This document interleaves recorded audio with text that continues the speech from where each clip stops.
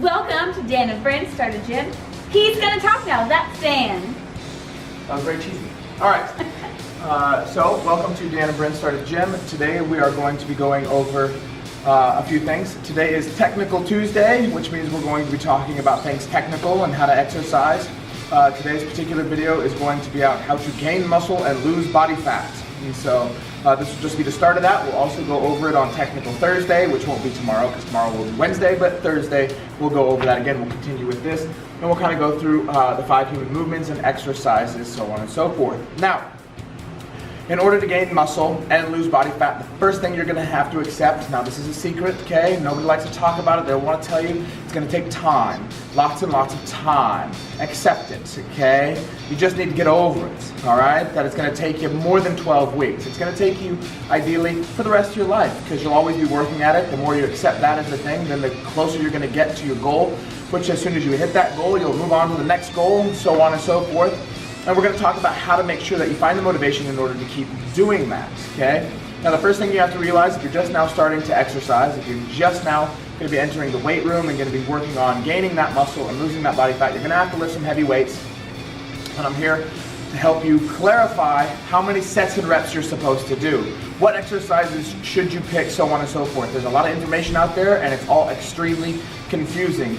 I'm here to help you simplify a lot of those particular issues, all right? The first thing you need to realize is that the human body can only do 5 things. That's it, 5. Can't do any more, certainly can't do any less. You can combine those 5 movements to make a plethora of movements, or more than one movement. But we're gonna go over those 5 movements right now. Our first movement is push. Now you can push things in lots of directions. You can push things horizontally, vertically, at an incline, at a decline. Bryn will demonstrate a push motion with a push-up right now as we speak. Now a few things when she does her push-up that you'll want to take note of is she's going to make a little cut with her palm. She's going to try and drive her fingers into the ground and try to make a little pocket underneath her fingers, underneath that portion of her pads. You'll notice that her shoulders are directly over her wrist and the crease of her elbow is twisted slightly out. That's to externally rotate the humerus. You'll notice that her elbows are 45 degrees off her side and that her shoulders drop lower than her elbows. You'll also notice that she's not extending her elbows out to the side but back behind her, just like so. That would be a push motion, okay? Again, there's lots of angles for that, but that would be our push motion for today. We're gonna go through more examples and explain exactly how to do a push-up on a later episode, so stay tuned, feel free to subscribe. Our next movement that we're gonna go over is a pulling motion. Again, you can pull from lots of angles. You can pull horizontally, you can pull yourself vertically, as Bryn will demonstrate right here, in a pull-up.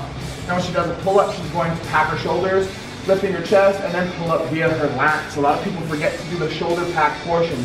She's going to pack and then pull just like that. Not to be confused with a kipping pull-up, which isn't a real pull-up at all. Okay? No matter how difficult it is, remember stopping bullets with your chest is also hard. It doesn't mean we should do it. Okay? After that, we're going to go into a bend at the knee. Okay? This is our 3rd human movement. You can bend at the knee. You can bend at the knee via a squat, via a lunge, something of that nature. Bryn is going to show us a single leg pistol squat. And so she's going to snuck that onto her, didn't I? She's going to do that via a band. She's going to hold the band. Now, you'll notice that when she's doing her single leg pistol squat with a resistance band, she makes sure she gets plenty of resistance with the band. It's going to help lift her up out of the exercise here. And you'll also notice that she's also combined that with a bend at the hip. She is bending at the knee and she's bending at the hip as well. We could make it another exercise and she could bend at the hip, knee, and pull. So all of a sudden she's doing 3 exercises in one. She could bend at the hip, knee, and pull with those arms. And so if we made her just use one arm, we could then add a push motion to it and make lots of exercises. It gets really crazy. We could have juggling medicine balls if we really wanted to make her life hard. Next, we have a bend at the hip. Now this happens to be one of my favorite exercises, or favorite human movements, I should say, not exercises, in the form of a deadlift. Now there's lots of ways to bend at the hip. Remember that we all bend at the hip just to bend over and tie our shoes. Either that or we squat to some degree or another. You can do it unilaterally, bilaterally, same thing with the squat or the bend at the knee. There's lots of different exercises. Again, we're going to go on to all those different exercises on a later date. Today we're just trying to cover up the movement. This is a single leg deadlift or a bend at the hip. She's holding weight in each hand. She's just bending at her hip, trying to keep her torso and back nice and flat, nice and square. And she's also making sure to keep that foot that's on the ground firmly planted and her knee slightly bent. A lot of people hyperextend that knee, they overextend it, they lock it out. We want to keep a little bit of bend in that knee portion right there. Last but certainly not least, in our 5 human movements, we have core exercises. Now, a lot of people do crunches or something like that. Never do sit-ups, bad for your back.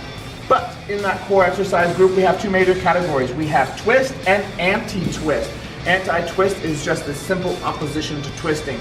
When it comes to the twisting motion for core work, you can think about standing up on a paddle board somehow. We're going to twist with that torso, hitting a baseball, okay? There's lots of twisting motions in the world. It's that torsion right through the trunk. Now, there's an anti-twist exercise called a Palloff press, which my lovely wife, Bryn, will demonstrate. She's going to hold that band center of her chest with 2 hands. She's going to make sure that there's tension on it. She wants to fight against that tension. And from there, she's going to extend her arms straight out. She's being overly dramatic, as she is always, usually. Now from here, the bands are trying to pull her this way. She's keeping it nice and square. She's really flexing that core. And if you tickle her armpits, it makes her close her arms real fast. Don't do that if you have clients, okay? But if you're flirting with the girl that you're trying to impress at the gym, it's quite all right, okay? They like it. Now, out of those 5 movements, the best bet, hello Lisa Siebold, how are you? Out of those 5 human movements, we're going to end up talking about on Thursday your core lifts, okay? In those 5 human movements, we're going to pick one movement from each of those categories that you should classify as a core lift. Something that you're going to spend the most of your time working on trying to master for a minimum of 8 to 12 weeks. Typically, as you get better at those core lifts, you can expand on what those are, and you can end up going from 5 to 12 to 16, but for the most part, we're going to end up picking just one. Hello, Gary Kensky, how are you? Good. So, tune in on Thursday for the exciting conclusion of our technical talk, where we learn how to exercise. Tomorrow is Wednesday, and I'm not sure what we're doing for that yet, but it'll come to me tomorrow, I'm sure. So, thanks again, and feel free to subscribe. We would really appreciate it if you would. And last but certainly not least, this is Mari. Say hello, Mari. All right.